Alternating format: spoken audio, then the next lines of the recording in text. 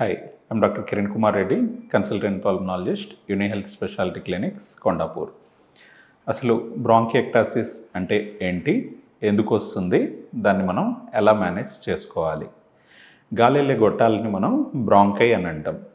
ఏ condition వల్ల అయినా కానీ ఆ గాలిళ్ళే గొట్టాలు కానీ డైలేట్ అయినట్టయితే, అంటే వదులుగా తయారైనట్టయితే ఆ కండిషన్ని మనం బ్రాంకియెక్టాసిస్ అని అంటాం. ఈ గాలిళ్ళే గొట్టాలు వదులుగా తయారవడం వల్ల దాని లోపల మనకు ఎక్కువగా తెమడ జమ అవడం, అంటే తెమడ పేరుకుపోవడం, దాని లోపల మళ్ళీ ఇన్ఫెక్షన్స్ వస్తూ ఉండడం, దానివల్ల మనకు మళ్ళీ ఫీవర్ లాగా రావడం, దగ్గు రావడం, ఇలాంటి లక్షణాలు ఉంటాయి. దీన్ని మనం బ్రాంకియెక్టాసిస్ అని అంటాం. ఇది క్రానిక్ కండిషన్, అంటే అది మనకు పర్మనెంట్గా జరిగే డ్యామేజ్.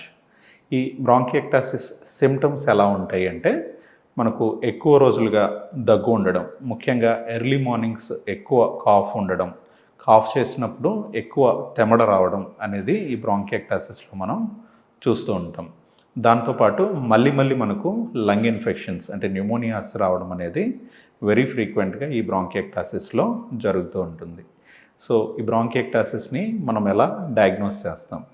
ఎక్కువ రోజులుగా దగ్గు ఉన్నప్పుడు మనం పరీక్ష చేయడం ద్వారా, అంటే ఆస్కల్టేషన్లోనే మనకు కొన్ని రకాలైన అబ్నార్మల్ సౌండ్స్ అవి ఉండడం వల్ల బ్రాంకియెక్టాసిస్ని మనం సస్పెక్ట్ చేస్తాం.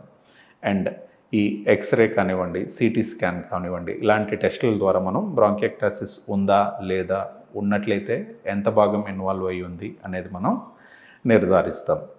ఈ బ్రాంకియెక్టాసిస్ వచ్చిన వాళ్ళకి మనం ఎలా ట్రీట్ చేయాల్సి ఉంటుంది?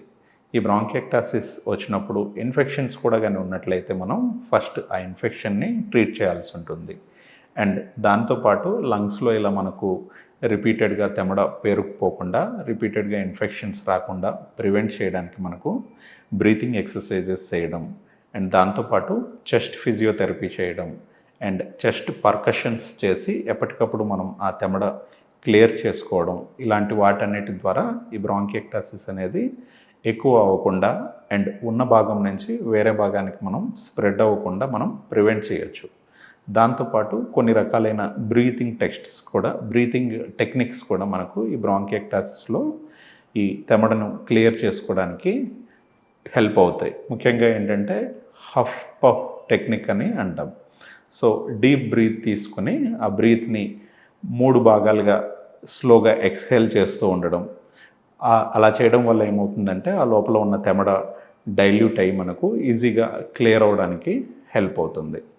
అండ్ ఈ బ్రాంకియెక్టాసిస్ ఉన్నవాళ్ళు ఇది మళ్ళీ ఇన్ఫెక్ట్ అవ్వకుండా, ఎక్కువ అవ్వకుండా అసలు మనం ఎలాంటి జాగ్రత్తలు తీసుకోవాలి అంటే, మన బాడీని ప్రాపర్గా హైడ్రేట్ చేసుకుని ఉంచాలి. ఎందుకు అంటే డీహైడ్రేట్ అయినప్పుడు మనకు ఆ లోపల ఉన్న తెమడ కూడా చిక్కగా తయారయ్యి అది లోపలే బ్లాక్ అయ్యే అవకాశం ఉంటుంది. కాబట్టి మన బాడీని ఎప్పటికప్పుడు ఆప్టిమమ్ హైడ్రేట్ అయ్యేలాగా మనం చూసుకోవాలి. దాంతోపాటు ఈ బ్రాంకియెక్టాసిస్ ఉన్న వాళ్ళు మళ్ళీ ఇన్ఫెక్షన్స్ రావడం వల్ల వెయిట్ లాస్ అయ్యే అవకాశం ఉంటుంది. సో అలా వెయిట్ లాస్ అవ్వకుండా మనం మంచి న్యూట్రిషియస్ ఫుడ్ తీసుకొని వెయిట్ అనేది ప్రాపర్గా మెయింటైన్ చేయడం కూడా ఈ బ్రాంకియెక్టాసిస్లో చాలా ఇంపార్టెంట్. దాంతోపాటు మనకి రిపీటెడ్ ఇన్ఫెక్షన్స్ని ప్రివెంట్ చేయడానికి వ్యాక్సినేషన్ కూడా ఉంటాయి. లైక్ ఫ్లూ వ్యాక్సిన్ కానివ్వండి, న్యూమోకోకల్ వ్యాక్సిన్ కానివ్వండి, మన కండిషన్ని బట్టి, మన ఎలిజిబిలిటీని బట్టి వ్యాక్సినేషన్ చేయించుకోవడం కూడా చాలా ఇంపార్టెంట్. సో ఇలాంటి జాగ్రత్తలు తీసుకుని మనం ఈ బ్రాంకియెక్టాసిస్ అనే దాన్ని కంట్రోల్లో ఉంచుకోవచ్చు. కొన్నిసార్లు ఈ బ్రాంకియెక్టాసిస్ కేవలం కొంత భాగం మాత్రమే ఇన్వాల్వ్ అయ్యి ఉండి 2 లంగ్స్లో లేకుండా కేవలం ఒక చోట అలా ఉన్నట్లయితే మనం దాన్ని సర్జరీ చేసి కూడా తొలగించే అవకాశం ఉంటుంది. అసలు ఈ బ్రాంకియెక్టాసిస్ ఎందుకు వస్తుంది అంటే, కొన్నిసార్లు మనకు జెనెటిక్ కండిషన్స్ వల్ల, అంటే ఫ్యామిలీస్లో జెనెటిక్ అబ్నార్మాలిటీస్ వల్ల ఈ బ్రాంకియెక్టాసిస్ ఉండే డిసీజెస్ వచ్చే అవకాశం ఉంటుంది.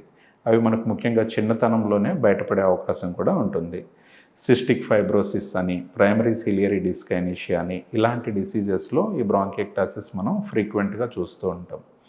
దాంతోపాటు కొంతమందిలో ఇమ్యూనిటీ తక్కువ ఉండడం వల్ల మళ్ళీ లంగ్ ఇన్ఫెక్షన్స్ వచ్చి ఆ లంగ్ ఇన్ఫెక్షన్స్ హీల్ అయ్యే ప్రాసెస్లో కూడా మనకి ఇలా బ్రాంకియెక్టాసిస్ వచ్చే అవకాశం ఉంటుంది.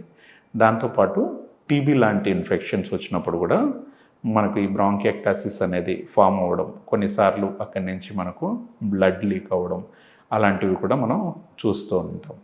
సో ఇలాంటి బ్రాంకియక్టాసిస్ ఉంది అని ఎవరికైనా నిర్ధారణ అయినట్టయితే ముఖ్యంగా మనం లంగ్స్ క్లియరింగ్ టెక్నిక్స్ ముందుగా చెప్పినట్టు మనం చెస్ట్ ఫిజియోథెరపీ చేసుకోవడం అండ్ రెగ్యులర్గా బ్రీతింగ్ ఎక్సర్సైజెస్ చేసుకోవడం, ఎప్పటికప్పుడు లోపల ఉన్న తెమడిని మనం క్లియర్ చేసుకోవడం లాంటి టెక్నిక్స్ ద్వారా మనం హెల్దీగా ఉండొచ్చు.